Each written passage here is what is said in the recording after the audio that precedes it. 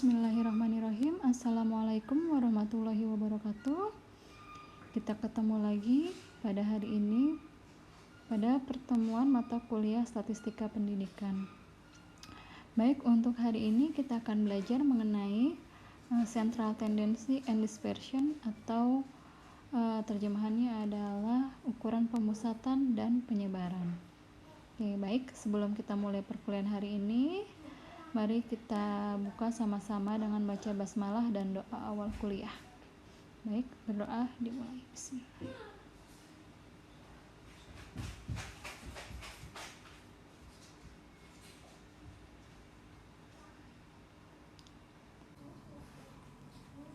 Berdoa selesai. Baik, kita akan mulai ke dalam materi. Hal-hal yang harus kita pelajari pada pertemuan hari ini adalah yang pertama, apa perbedaan antara populasi dan contoh. Oke ya. Sampel ini kalau diterjemahkan ke dalam bahasa Indonesia itu contoh ya. Jadi terjemahan yang baik dari sampel itu bukan sampel tapi contoh. Jadi yang ini sebenarnya kurang tepat karena ini serapan dari bahasa Inggris kalau sampel. Nah, kemudian yang selanjutnya harus kalian pahami adalah apa itu parameter, apa itu statistik, dan ini skala pengukuran. Skala pengukuran itu sudah kita pelajari ya di minggu lalu. Oke, ini hanya akan diulang sedikit saja nanti. Oke, baik. Nah, ini kita ulang materi minggu lalu. Skala pengukuran yang terendah itu adalah nominal, kemudian ordinal, di atasnya ordinal dan interval, terakhirnya itu rasio. Ya, seperti yang sudah dijelaskan, kalau skala pengukuran dari datanya itu adalah nominal data dan ordinal data, maka itu termasuk ke dalam data kualitatif. Sedangkan kalau skala pengukuran dari data kita adalah rasio dan interval, maka itu termasuk ke dalam data kuantitatif. Oke. Ini bisa dibaca kembali contoh-contohnya dan minggu lalu juga sudah saya jelaskan. Baik. Kemudian kita masuk ke central tendency atau ukuran pemusatan.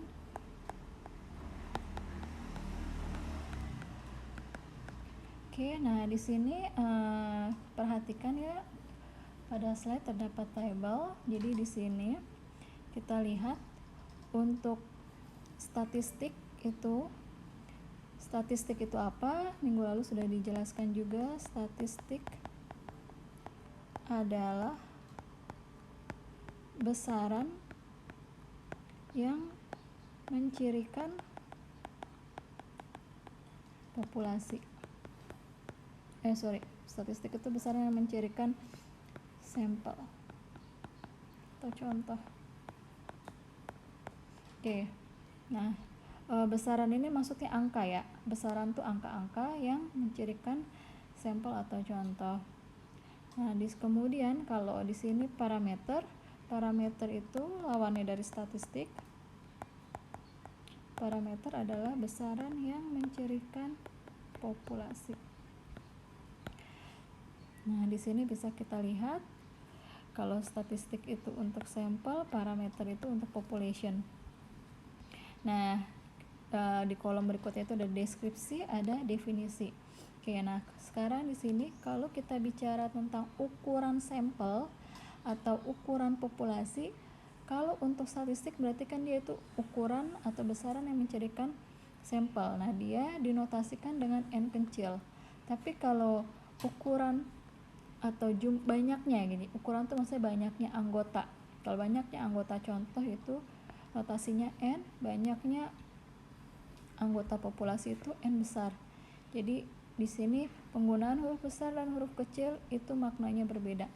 N itu dipakai untuk sampel, N kecil itu dipakai untuk sampel, N besar itu untuk population. Oke ya. Di sini definisinya apa? Oke, jadi definisi dari N besar ataupun N kecil adalah number of members, itu jumlah anggota. Kalau N kecil itu jumlah anggota sampel, kalau N besar itu jumlah anggota populasi. Oke, baik. Sekarang kita ke statistik yang berikutnya atau parameter yang berikutnya. Yang berikutnya itu di sini ada X bar. Oke ya. X terus di atasnya dikasih tanda garis seperti ini, garis horizontal seperti ini dibacanya X bar. Lawannya X bar itu mu. Oke, ini bacanya mu ya. Saya tuliskan di slide, ini bacanya mu. Bukan tau, apalagi ada yang nyebutnya tau, itu salah ya. Yang benar itu adalah mu. Atau ada juga yang menulisnya itu mu, di bawahnya dikasih huruf X, indeks X. Itu maksudnya sama, itu adalah dibacanya adalah min.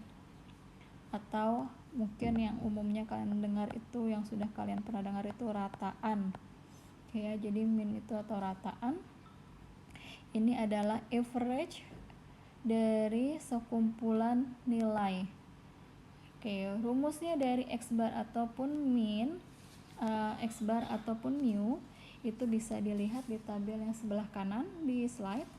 Oke, jadi rumus mu adalah ini, atau population mean itu simbolnya mu sama dengan jumlah dari XI dari data I-nya itu dari 1 sampai N besar dibagi dengan N besar. Nah, di mana N besar ini adalah number of items in the population.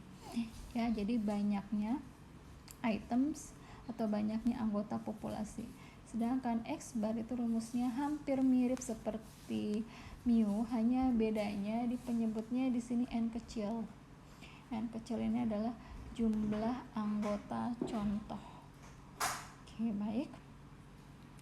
Kemudian statistik berikutnya untuk contoh itu ada M kecil, disebutnya atau kita sebut itu median, atau dinotasikan dengan X, di atas X-nya itu dikasih tanda tilde atau X tilde.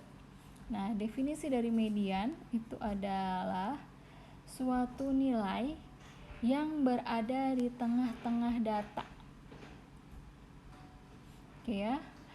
Jadi suatu nilai yang berada di tengah-tengah data pada data yang sudah diurutkan dari yang terkecil ke yang terbesar. Jadi datanya harus sudah diurutkan. Oke, baik. Nah, kemudian kalau untuk population itu tidak ada parameter dari median ya. Kemudian untuk modus di sini dinotasikan dengan mod. Definisinya adalah angka yang paling sering muncul atau yang paling sering yang frekuensinya paling banyak dari sekumpulan dataset atau dari sekumpulan data. Oke, maaf. Jadi saya ulangi, modus adalah banyaknya angka yang muncul, banyaknya angka yang paling sering muncul dari sekumpulan data yang ada. Tuh, jadi saya contohkan di sini. Oke, misalkan gini ya, saya punya angka yang sudah diurutkan itu isinya 1, 3, 5, 6, 7. Oke ya.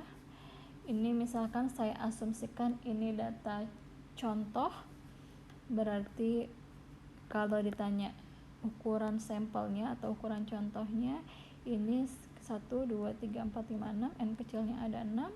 Berarti kalau mau dicari minnya atau X barnya, berarti kita jumlahkan 1 tambah 3 tambah 5 tambah 5 tambah 6 tambah 7. Oke, berapa ini? Kemudian dibagi dengan N kecilnya 6. Nah, inilah yang dimaksud dengan sigma XI ya. Ini sigma XI itu 1 tambah 3 tambah 5 tambah 5 tambah 6 tambah 7 tambah 3 4 tambah 5 9 tambah 5 lagi 14 tambah 6 20 tambah 7 27. Berarti X barnya sama dengan 27/6. Oke, kalau ditanyain mediannya, median sama dengan, kita lihat di sini ada 6 angka, kita lihat angka yang terletak di tengah-tengah itu karena yang data ketiga sama data keempat yaitu sama-sama 5, berarti maka kita peroleh mediannya itu 5. Nah, kemudian modusnya, nilai yang paling sering munculnya adalah di sini antara 1, 3, 5, 5, 6, dan 7. Yang paling banyak frekuensinya adalah 5. Maka modusnya juga 5. Oke, baik. Selanjutnya kita masuk ke ukuran penyebaran atau dispersion. Yang pertama itu ada range. Apa itu range? Range itu adalah selisih antara nilai terbesar dengan terkecil. Oke, jadi kalau di data sebelumnya nilai minimumnya itu adalah 1, maksimumnya adalah 7, maka nilai range-nya adalah 7 dikurangi 1 sama dengan 6. Sedangkan berikutnya kita ketahui di sini ada interquartile range.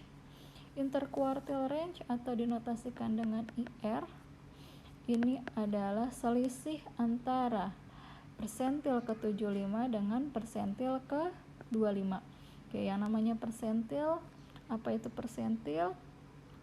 Di sini ada persentil adalah data yang kita bagi sedemikian rupa sehingga terbagi menjadi 100 bagian. Jadi namanya persen itu 100.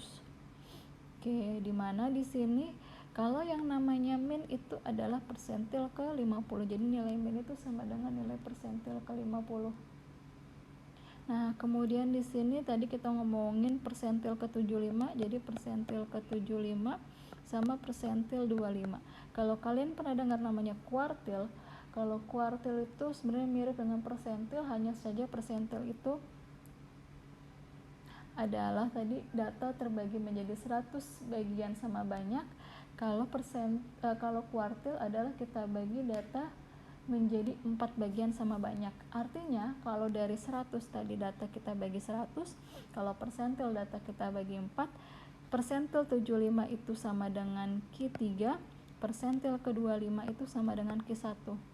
Ya, jadi kalau ini kita ada 100 bagian, terus kita jadikan 4 ya. Kalau persentil ke 50 itu ada di sini, berarti kan 2 bagian sama banyak, berarti di sini ada 50% data, di sini ada 50% data. Kalau persentil 25 artinya di sini data ada 25%, di sini 25%, di sini 25%, di sini 25%. Ya. Artinya di sini persentil ke 25 ini sama dengan Q1, jadi 25% data yang membagi data di 25% di bawah dan data dibagi di 25% di atas, atau di sini 75%. Dari sini ke sini kan 75%. Berarti ini sama dengan kuartil 3. Oke, nah kemudian ukuran pemusatan ukuran penyebaran yang berikutnya itu adalah varians. Oke, varians itu di bahasa Indonesia akan menjadi ragam. Nah, ragam ini cara perhitungannya atau kita peroleh itu sama dengan kita cari dahulu standard deviation atau simpangan baku. Oke ya, simpangan baku atau standard deviation. Nah, kembali tadi ke interquartile range. Tadi interquartile range itu rumusnya adalah Q3 min Q1. Oke, baru sekarang saya lanjutkan ke varians, menghitung varians dan menghitung standard deviation atau simpangan baku. Oke ya, di sini kita bisa lihat variance atau standard deviation. Kalau variance itu dia simbolnya pakai kuadrat ya. Jadi kalau variance itu simbolnya pakai kuadrat di sini. Kalau untuk sampel atau contoh ini S kuadrat. Kalau untuk population itu sigma kuadrat. Jadi yang tadi itu dibacanya sigma. Jadi yang di slide seperti ini itu bacanya sigma. Oke ya. Berarti untuk menghitung sampel variance itu rumusnya S kuadrat sama dengan nih, jumlah dari X min X bar dikuadratkan dibagi dengan N dikurangi 1. Oke, jadi kalau tadi kita punya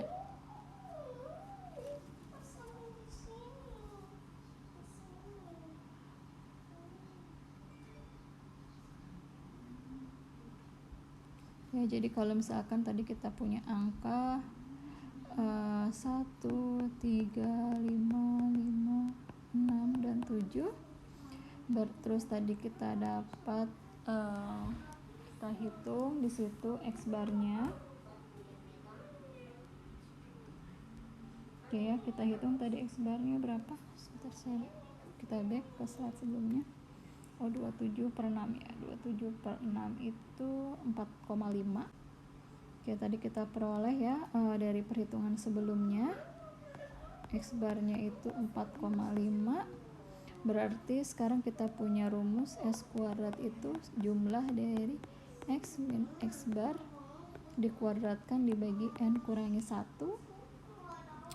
Berarti sekarang tinggal kita hitung dulu jumlah datanya ya. 1 dikurangi 4,5 dikuadratkan ditambahkan 1 bisa 3 dikurangi 4,5 dikuadratkan, dan seterusnya sampai 7 dikurangi 4,5 dikuadratkan. Baru setelah dijumlahkan hasilnya dibagi dengan N dikurangi 1. N nya 6, berarti 6 dikurangi 1 ini 5. Ya, nanti silahkan dilanjutkan, itu dapat S kuadratnya berapa. Nah, nanti kalau kita udah dapat S kuadratnya, misalkan di sini A gitu ya hasilnya. Nah, ini S kuadrat itu kan tadi varians dari sampel atau contoh. Berarti standard deviation ya atau simpangan bakunya, nilai S-nya adalah akar dari S kuadrat, di mana S kuadratnya tadi A. Berarti S-nya adalah akar dari A. Oke, seperti itu. Nah, bedanya dengan rumus population variance itu adalah kalau tadi pada menghitung population kan min-nya itu notasinya mu. Jadi cuman bedanya ini di penulisan aja, tapi tata cara perhitungannya sama. Nah, kemudian pembaginya itu kalau di sampel itu N-1, kalau di population itu dia pembaginya N besar atau ukuran sampel ukuran populationnya. Oke, baik. Oke, itu yang bisa disampaikan pada hari ini terkait